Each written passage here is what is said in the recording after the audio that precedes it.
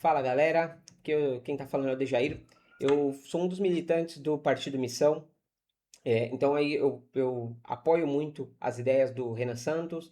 Eu acho que o Partido Missão ele realmente vai funcionar para o Brasil no momento atual do governo. E o que eu vim falar hoje aqui é sobre a escala 6 por um. Por quê? Eu não estava comentando, eu não estava. Eu já fazia algumas coisas políticas, recompartilhava, né? Compartilhava muita coisa política, falava de política com as pessoas, mas era mais encheção de saco. E agora não, agora eu decidi me posicionar. A partir do momento que eu estava no Instagram falando ali, vendo alguns posts, eu vi um post da doutora Shimano, ela falando, ela faz parte do VAT, e ela falando sobre a escala 6 por um e puta, super elogiando que a Erika Hilton foi atrás. E não é porque eu vou comentar da proposta que eu não goste do partido, não goste da pessoa, não. A proposta, ela vai afetar todo mundo. E eu acho que tudo que afeta um grupo de pessoas muito grande, ele deve ser avaliado, revisto e, pô, se é algo que vai mais prejudicar do que beneficiar, eu acho que deve ser comentado. Então, um dos pontos muito importantes para ver é que a PEC da Erika Hilton é um pontapé inicial, e isso é importante. Então, a minha crítica vai ser inteiramente sobre como está escrito hoje. A escrita de hoje, ela não funciona para o nosso momento atual. Ela vai mais prejudicar do que ajudar.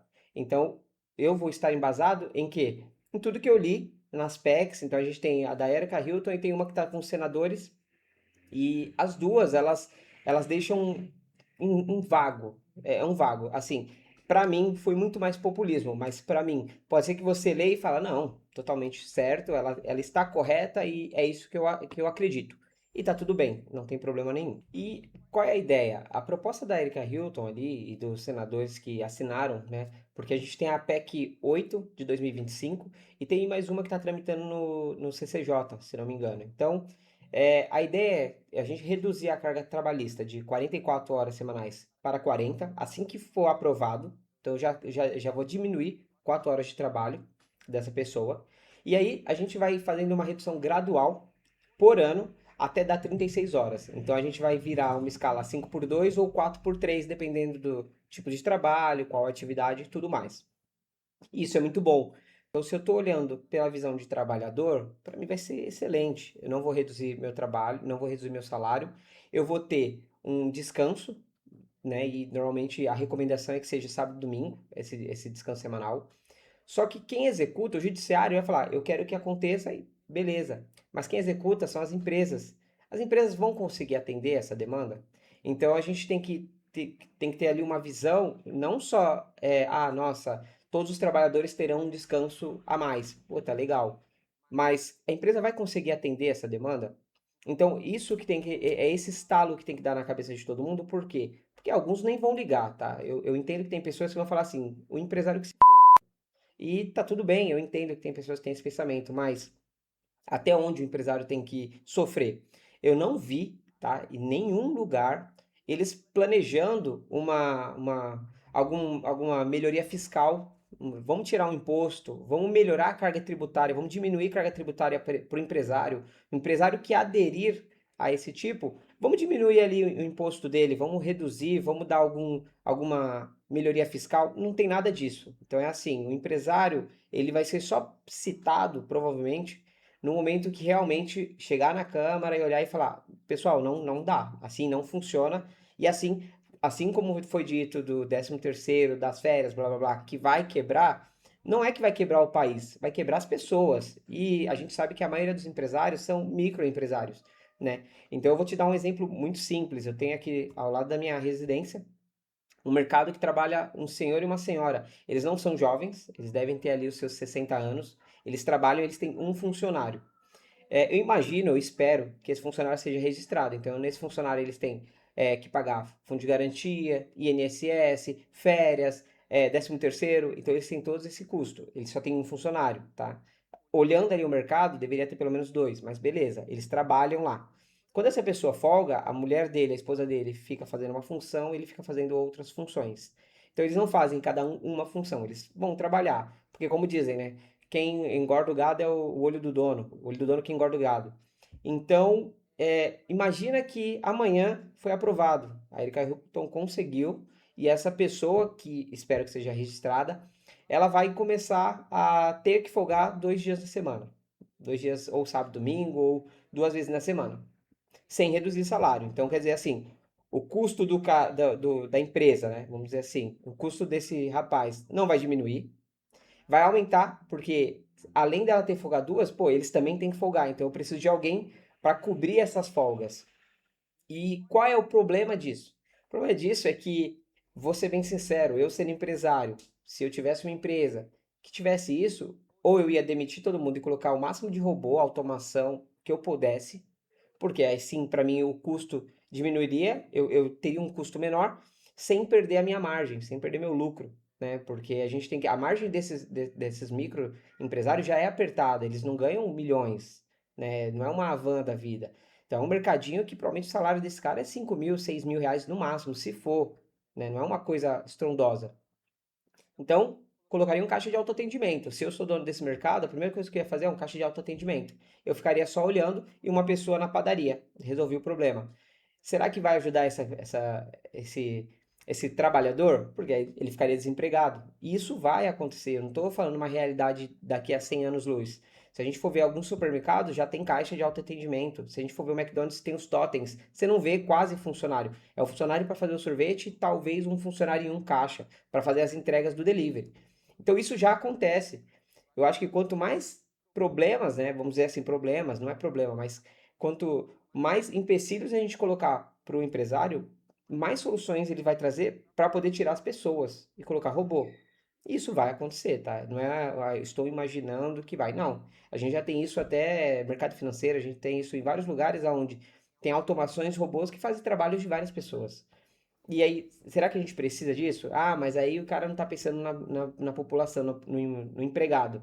Não tá. O governo também não está pensando na população, né? Então você tem que tirar essa visão fechada. Ai, nossa, o governo me ama, o governo vai me ajudar, o Lula vai me dar picanha, o Bolsonaro vai me dar arma. Não vai, cara, não vai, não vai. Então você tem que pensar o seguinte: o governo quer me fuder. Então o que que eu tenho que fazer? Eu tenho que me resguardar. Como eu faço isso? Cara, trabalhando, estudando, abrindo meu negócio, tentando crescer num país que tudo vai ser contra você. Você tem que sempre ter essa visão. Tudo é contra você.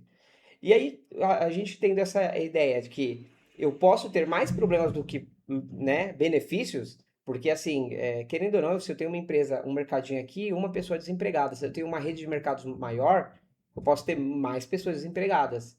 E assim, essa escala ela vai aumentando de acordo com o tipo de profissão, se dá ou não, né, se eu posso ser substituir. E aí vamos dizer que eu não consigo colocar robô. Eu vou demitir todo mundo e eu posso terceirizar. Então, a gente já viu que a terceirização no Brasil ela é muito grande. Então, várias empresas contratam, por exemplo, desenvolvedores, revendem o serviço desse cara pelo dobro do preço, mas a empresa ela não tem nenhuma relação de trabalho. O cara está trabalhando na empresa ali, mas sem relação de trabalho. Então, quem vai arcar com qualquer coisa é a outra empresa. E está pagando o mínimo para esse desenvolvedor, para essa pessoa ali. A gente tem isso na parte de limpeza, a gente tem isso em vários ramos de trabalho, tá? Outra hipótese que pode acontecer é eu vou contratar freelancer. Então, pô, já que ela vai sair, vai ter que sair de férias, vou contratar um freelancer para trabalhar a diária para mim.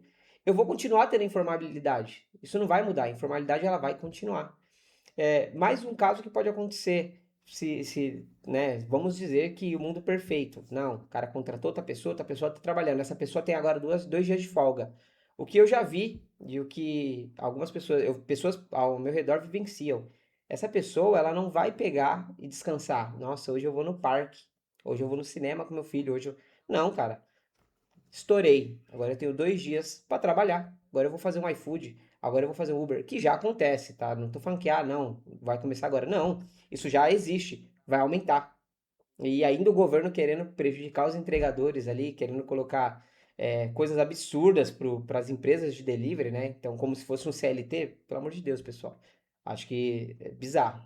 Mas beleza. Então, eu tenho vários problemas que eu vou poder trazer com isso. Eu não vou trazer a solução. A solução, eu entendo que o texto de agora, ele não funciona. E o que eu estou criticando é o texto atual. Eu não tô criticando que lá na frente, entendeu? Não, é o texto atual uma bosta. O texto atual deve ser revisado e deve ter emendas, deve ter adendos nesse texto que vai resolver o problema. Se não for fazer isso, se não for pensar em uma redução fiscal, uma redução de impostos ali para as empresas, algum benefício fiscal, então se você tiver, se você aderir a essa escala, se não for uma coisa imposta, né? Se o cara, se a empresa ela quer aderir a essa situação, ela vai ganhar vários benefícios fiscais, vai reduzir imposto, vai reduzir algumas cargas ali que ela deveria pagar. Não quer? Então aí você vai ter um aumento, digamos assim. Eu acho que é uma solução, mas eles não falam disso. Então eu preciso que vocês entendam que a ideia aqui não é ficar contra um contra o outro, é contra a ideia. E a ideia não funciona. A partir do momento que a ideia é boa, cara, eu vou estar totalmente a favor. A ideia ajuda todo mundo. Então, pô, com certeza eu vou estar lá e falar, cara, essa ideia é muito maneira, essa ideia vai funcionar, vamos para frente. Então, a minha objeção é sobre a proposta. A proposta ela tem que ser direta. Ela tem que ser uma proposta que vai falar: o funcionário hoje ele tem problemas médicos demais, que isso é um problema para o Estado, né? Então, se ele tem que ir num SUS da vida, num hospital público, ele vai ter um gasto, o governo gasta com isso. Então, ele vai diminuir essas idas ao hospital. O funcionário ele vai ter menos índices de burnout, de problemas, né, psicológicos, que hoje a gente tem demais. E aí a empresa ela vai ter isenção fiscal de X coisa, Y coisa, já funciona. Legal, o texto está completo, está bem acolhido, né, acolhendo os dois lados, porque a gente tem que entender que o microempresário ele é a maioria. Não pensem que a maioria são os ricões. Não, o microempresário é o que mais vai ser afetado. E qualquer custo que vir para o microempresário é repassado para o cliente. E quem é o cliente? Somos nós, pessoal. Então, eu acho que é matemática. Eu acho que assim, a necessidade de ter que fazer esse vídeo é até bem triste. De verdade. É triste eu ter que pensar que eu tenho que fazer um vídeo explicando que A mais B não é C, é AB. Entendeu? Então, vamos parar para pensar. Vamos parar um pouco de populismo. Vamos pensar. Olha, se eu fizer isso aqui não dá certo. Então, vamos fazer de outra forma que funcione. Então, o que eu preciso que vocês façam é cobrem. Cobrem as pessoas que vocês votaram, os deputados, senadores, vereadores, os prefeitos. Você tem que votar as pessoas que vocês têm que cobrar as pessoas que vocês votaram e falar, cara, do jeito que tá, não dá. Não é porque, eu sou fã da Erika Hilton, eu sou PSOL até morrer. O que ela falar tá tudo certo. Não, cara. O que ela fala nem sempre está certo. Nem todo mundo vai estar sempre certo. Eu não tô falando pra vocês, não. A deusa Erika Hilton não pode ser criticada. Pode, o texto dela pode ser criticado. O texto dela não é bom. Do jeito que tá, não tá funcionando, não vai funcionar. É populismo e deve ser cobrado, deve ser modificado e deve ser melhorado.